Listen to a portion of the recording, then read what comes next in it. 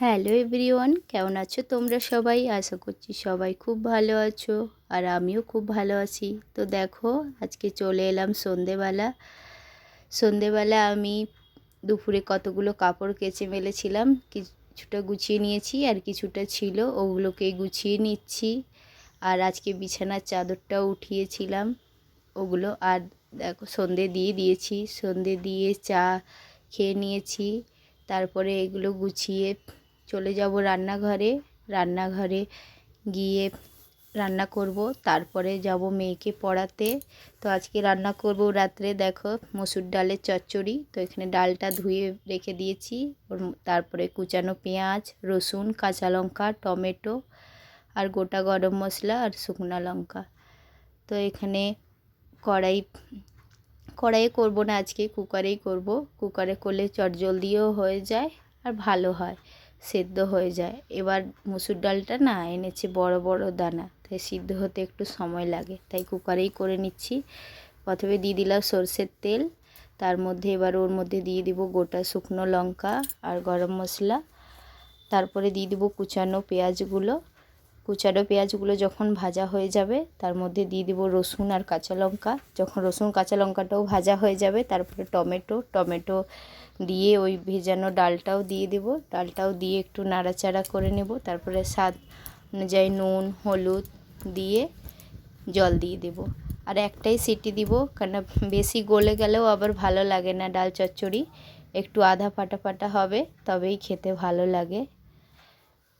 আর আজকে রাত্রে আমাদের এই সিম্পল ডাল চচ্চড়ি আর ডিমের আমলেট করে দেব আর পরোটা। তো ও বলছে আজকে অনেক দিন পরে আজকে একটু পরোটা বানিয়ে, তো নাহলে গরমে না তেলের জিনিস খেতে চায় না। তো আজকে অনেক দিন পরে মসুর ডাল চচ্চড়ি দিয়ে খেতে ইচ্ছে হয়েছে, তাই আর বানাবো পরোটা। তো এদিকে দেখো, সব ভেজে জল দিয়ে দিয়েছি। এবার এটা হতে হতে ততক্ষণ আমি যাব অন্য কাজে। দেখো, চলে এসেছি। মেয়ের স্কুল ড্রেসটাও আজকে কেচেছিলাম, স্কুল ছিল না দেখে, তো ওগুলোকে এবার আয়রন করে নিচ্ছি। আয়রন করে রেখে দেব মেয়ের স্কুল ড্রেসটা। আর তোমরা কি কোথা থেকে আমার ভিডিওটা দেখছো কমেন্ট করে জানিও। আর আমার ভিডিওটা যদি তোমাদের ভালো লেগে থাকে তবে লাইক, কমেন্ট, শেয়ার এবং সাবস্ক্রাইব করে দিও। দেখো, ড্রেসটা এবার আয়রন করে নিচ্ছি। তারপরে মেয়ে এসেছিল, মেয়ে জিজ্ঞেস করছে আজকে রান্নাতে কি রান্না করেছো। আমি বলছি ডাল চচ্চড়ি, বলছে খাবো না, ও তো খেতে চায় না। তো ও বলছে আজকে আমাকে বানিয়ে দিও একটুখানি গোলা রুটি, ও গোলা রুটি খুব ভালোবাসে। তো মেয়েকে বানিয়ে দিয়েছিলাম আটা দিয়ে সুজি দিয়ে গোলা রুটি।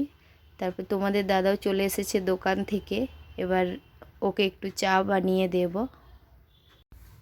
আর সন্ধেবেলা আমার এইসব টুকিটাকি কাজ করতে করতেই সবাই পেরিয়ে যায়। এখন গরমের দিন তো, তাই দেখো মেয়ে আবার চান করেছে। এখন ওর বাবা এলো দোকান থেকে, চান করলো, তাই ও চান করেছে, ওকেও গরম লাগছে তাই চান করেছে।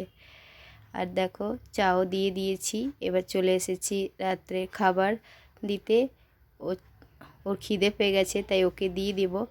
ও আগে পরোটাটা বানিয়ে নিয়েছিলাম, এবার ডিমের আমলেটটা করে নিচ্ছি। ডিমের আমলেটটা হয়ে গেলে দিয়ে দিব শাশুড়ি মাকে, আর ওকে খাবারটা দিয়ে দিব। আর আমি সব কিছু গুছিয়ে রেখে তারপরে পরেই খাই, দেরি করে। আর দেখো, আজকে আমার রাত্রের খাবার এই আছে: আচার, পেঁয়াজ, ডাল চচ্চড়ি, পরোটা আর ডিমের আমলেট। তোমাদের আমার রান্নাটা কেমন লাগলো জানিও।